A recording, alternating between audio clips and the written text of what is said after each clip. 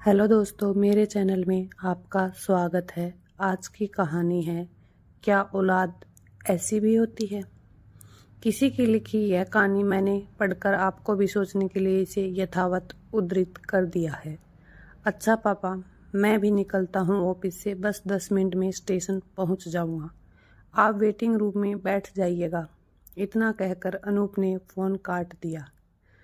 उधर ट्रेन में बैठे राघव जी और उनकी पत्नी माला ने भी बड़े उत्साह से अपना बैग अटैची संभाल लिया, क्योंकि दिल्ली का स्टेशन आने वाला ही था। गाड़ी भी रेंगने लगी थी।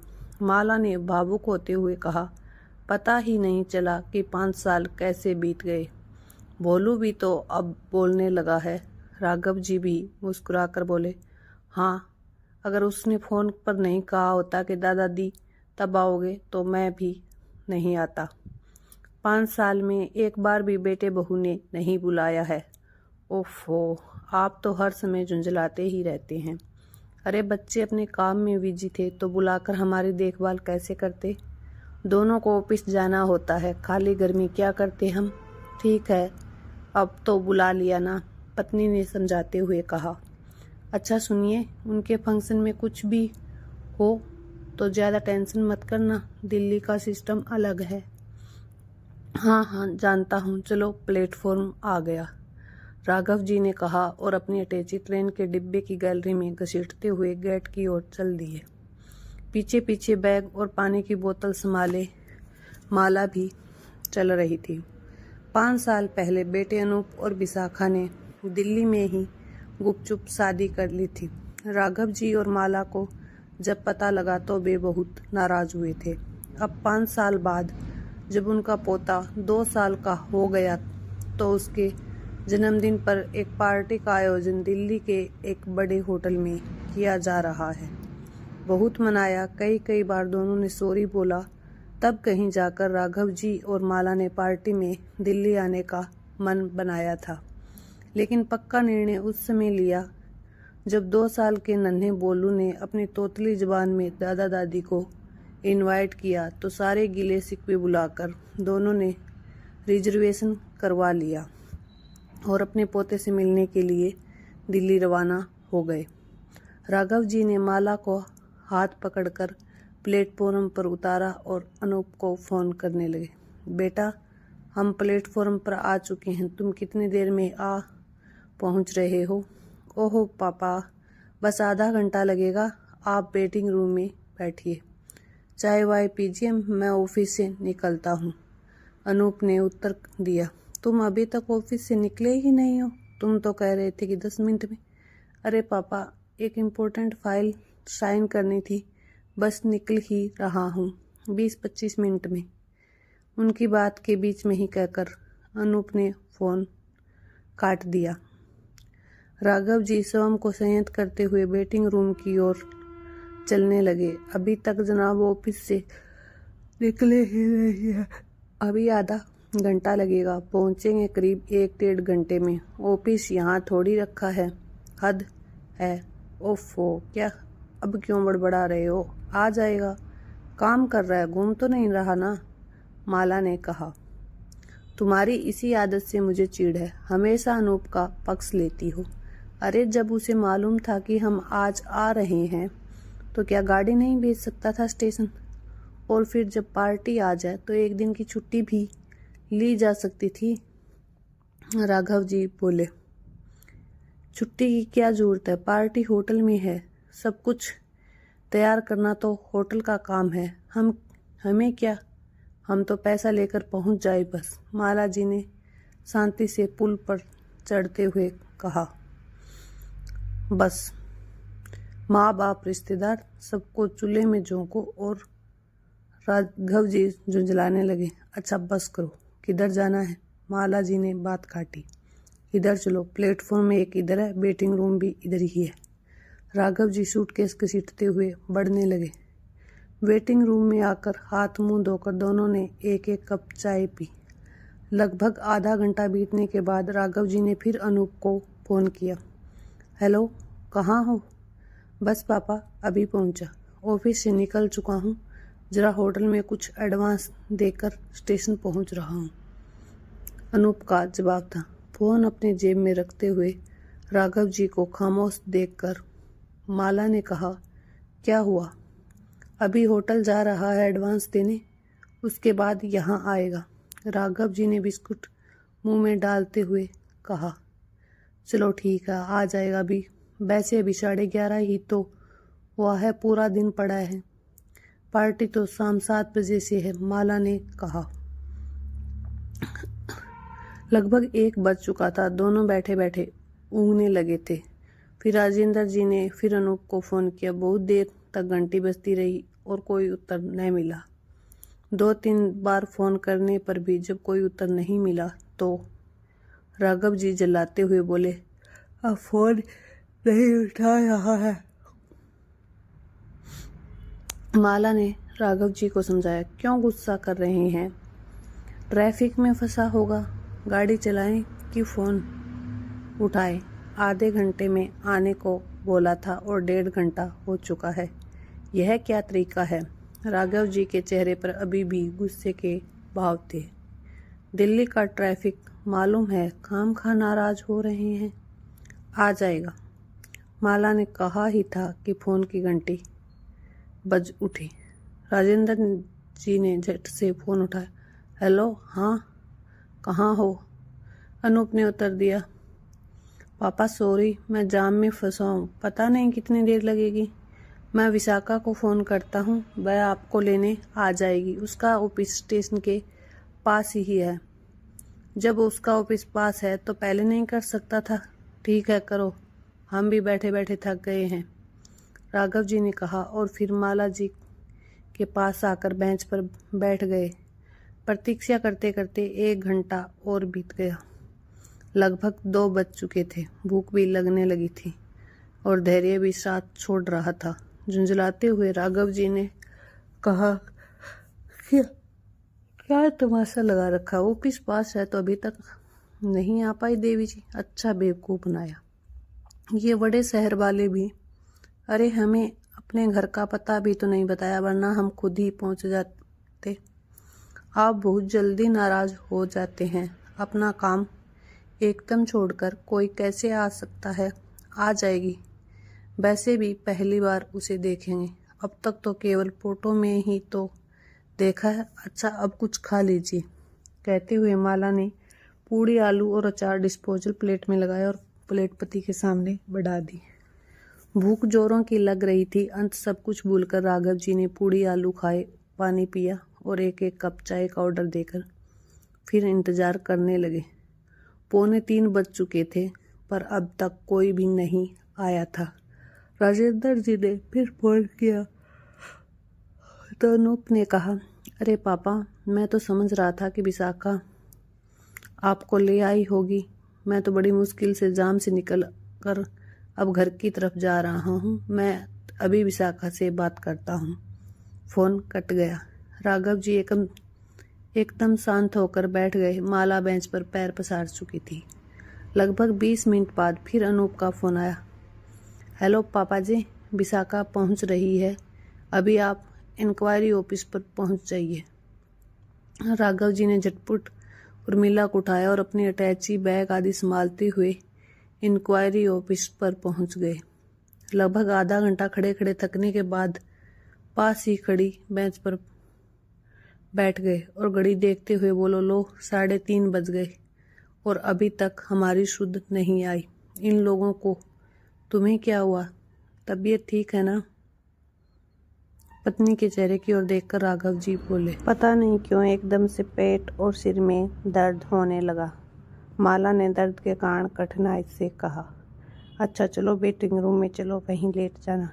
जब बहू आएगी तो वहीं बुला लूँगा। अरे उसका नंबर तो पूछा ही नहीं अनूप से, राघव जी ने कहा और दोनों वेटिंग रूम में लौट आए। माला को बेंच पर लिटाना चाहा, लेकिन तब तक अन्य यात्री आकर बैठ चुके थे। अंत केवल बैठने का ही स्थान शेष था जिस पर माला बैठ गई। राघव जी ने बहू का फ़ोन नंबर पूछने के लिए अनूप को कई बार फ़ोन लगाया, लेकिन फ़ोन नॉट रीचेबल बताता रहा। थककर वह भी एक कोने में बैठ गए। शाम के 4:30 बज चुके थे और माला के चेहरे से पता लग रहा था कि तकलीफ बढ़ रही है। अगर राघव जी परेशान हो रहे थे। एक बार फिर अनूप को फ़ोन मिलाया। हेलो बेटा, तुम्हारी माँ की तबीयत खराब हो रही है, जल्दी आओ। आप कौन बोल रहे हैं? एक नारी सवर ने फ़ोन पर प्रश्न पूछा। बेटा, मैं अनूप का पापा बोल रहा हूँ। तुम विशाखा हो ना? उन्होंने राघव जी ने जल्दी से पूछा। यस, मैं विशाखा बोल रही हूँ, पर मैं आपको तो नहीं जानती। और यह अनूप कौन है? Sorry, wrong number. Phone cut गया। राघव जी हैरान व परेशान थे। अभी थोड़ी देर पहले तक तो अनूप के नंबर पर उससे बात हो रही थी। अब अचानक यह रॉन्ग नंबर कैसे हो गया? उनके चेहरे पर उदासी और परेशानी के भाव साफ झलक रहे थे। माला भी अब तक रहने की स्थिति में आ चुकी थी। पत्नी को धैर्य बंधाकर कुछ दवाइयाँ लेने वह स्टेशन के बाहर निकल आए। यहाँ वहाँ देखा, कोई मेडिकल स्टोर नज़र नहीं आया। आने जाने वालों से पूछते हुए थोड़ी दूरी पर एक मेडिकल स्टोर तक पहुँचे, लेकिन उसने बिना डॉक्टर की पर्ची कोई भी दवा देने से मना कर दिया और पहले डॉक्टर को दिखाने की सलाह दी। राघव जी दुखी हो रहे थे। इधर उधर देखकर सड़क पार करके स्टेशन की ओर बढ़ गए और जेब से फ़ोन निकालकर फिर से अनूप को फ़ोन किया। हेलो बेटा, तुम्हारी माँ की तबीयत बिगड़ रही है, तुम कहाँ हो? उनकी बात पूरी भी नहीं हो पाई थी कि सॉरी, रॉन्ग नंबर। यह सुनकर चुप हो गए। रुआसा चेहरा लिए वे स्टेशन पर वेटिंग रूम में लौट आए। माला अभी तक करहा रही थी। राघव जी को देखकर पूछने लगी, कितनी देर में आएगा अनूप? राघव जी ने कुछ नहीं कहा, बस प्रश्न किया, बहुत दर्द हो रहा है? हाँ में सिर हिलाने के बाद माला ने पूछा, कितनी देर? चलो बाहर किसी डॉक्टर को दिखा दूं, पता नहीं क्या हो गया अचानक। माला की बात काटते हुए राघव जी उन्हें उठाने लगे। अरे अनूप कब आएगा? आप कहाँ परेशान हो रहे हैं? उसको आने दीजिए, वही दिखा देगा, माला ने कहा। राघव जी ने माला से बिना नज़र मिलाए कहा, पता नहीं कब आएगा और तुम कब तक दर्द सहती रहोगी। चलो बाहर चलो, कोई ना कोई डॉक्टर मिल ही जाएगा। माला चलने को खड़ी हुई पर लड़खड़ाकर फिर बैठ गई। नहीं चला जा रहा, लगता है पैरों में जान ही नहीं है। ऐसा कहते हुए फिर से धड़ाम से वहीं बैठ गई। अरे हिम्मत तो करो, आओ मैं पकड़ लेता हूँ, राघव जी ने कहा और माला को सहारा देकर उठाने की कोशिश करने लगा। नहीं, रहने दो, मुझे लिटा दो बस। माला ने आंखें बंद कर ली और बेंच पर ही लुढ़क पड़ी। राघव जी बहुत विचलित हो गए। जैसे तैसे माला को लिटाकर फिर फ़ोन निकाला और न चाहते हुए भी नंबर मिलाया, लेकिन नॉट रीचेबल ही सुनते रहे। लाचार मजबूर राघव जी की आंखें माला के दर्द में डूबे चेहरे पर पड़ते ही भर आई। उनकी इस हालत को वेटिंग रूम का सहायक बहुत देर से देख रहा था। बेरुमाल से अपनी आंखें पोंछ ही रहे थे कि वह उनके पास आकर बोला, क्या हुआ अंकल, कोई परेशानी? राघव जी ने गीली आंखें लिए बराए गले से सारा हाल कह सुनाया। सहायक बोला, अरे अंकल, आप किस चक्कर में पड़े हैं? यह दिल्ली है, आपका बेटा और बहू, कोई आपको लेने आने वाला नहीं है। आप मेरी सलाह मानो, पहले आंटी को डॉक्टर को दिखाओ, फिर गाड़ी में बैठकर वापस घरे चले जाओ। यह दिल्ली जितनी बड़ी है, यहाँ के लोगों के दिल उतने ही छोटे हैं। रुकिए, मैं अभी डॉक्टर को बुला कर लाता हूँ। सहायक चला गया। राघव जी उसकी बातों को याद करते सोचते हुए माला के चेहरे को देखते रहे। लगभग 10 मिनट बाद वह सहायक डॉक्टर को साथ लेकर लौटा। डॉक्टर ने चेकअप किया और कुछ दवाइयाँ लिखकर राघव जी को पर्चा पकड़ा दिया। राघव जी ने डॉक्टर से फीस पूछी, लेकिन डॉक्टर ने यह कहकर मना कर दिया कि आप मेरे माता पिता की तरह हैं, आपसे कैसी फीस। आप जल्दी मेरे साथ चलकर दवाइयाँ ले लीजिए, मेरा मेडिकल स्टोर भी यहीं पास में है। राघव जी डॉक्टर के पीछे जाने को उठे, तभी सहायक ने कहा, अंकल आप आंटी के पास बैठिए, मैं दवाइयाँ लेकर आता हूँ। डॉक्टर और सहायक को जाता हुआ देखकर राघव जी को आश्चर्य हो रहा था कि शहर में जहाँ अपने भी बेगानों जैसे हो गए हैं, ये बेगाने लोग मेरी मदद कर रहे हैं। राघव जी माला के पास बैठ गए।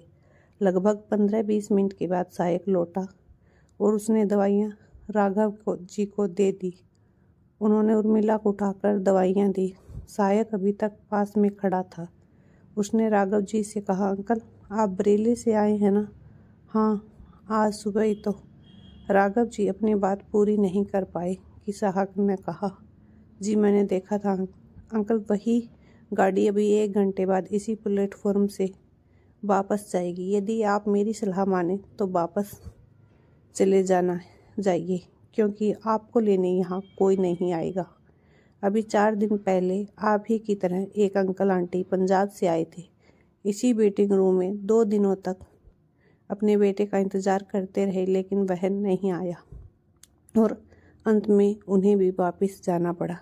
वैसे यदि आप चाहें तो मुझे अपने बेटे का पता बता दीजिए, मैं आपको आपके बेटे के पास पहुंचा।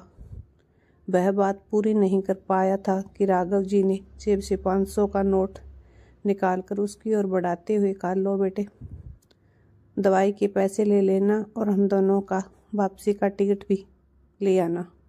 नोट लेकर सहायक चला गया। माला को दवाई से आराम मिलने लगा था। बरेली की ओर वापस जाने वाली ट्रेन भी प्लेटफॉर्म पर लग रही थी।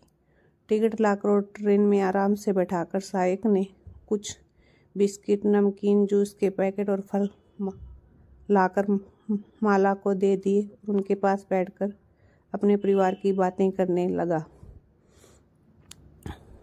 गाड़ी का सिग्नल हो चुका था। सहायक ने दोनों को उनकी यात्रा के लिए शुभकामनाएं दी और उनके पैर छूकर वहां से चला गया। गाड़ी भी प्लेटफॉर्म से धीरे धीरे आगे बढ़ने लगी कि तभी फोन की घंटी सुनकर राजेंद्र जी ने फोन उठा लिया। हेलो पापा, कहाँ हैं आप? अनूप फोन पर पूछ रहा था। सॉरी, रॉन्ग नंबर, कहकर राजेंद्र जी ने फ़ोन बंद कर दिया और खिड़की से बाहर तेजी से पास होते हुए स्टेशन को देखने लगे। ये थी मेरी आज की कहानी। आप लोगों को कैसी लगी कमेंट करके ज़रूर बताइएगा।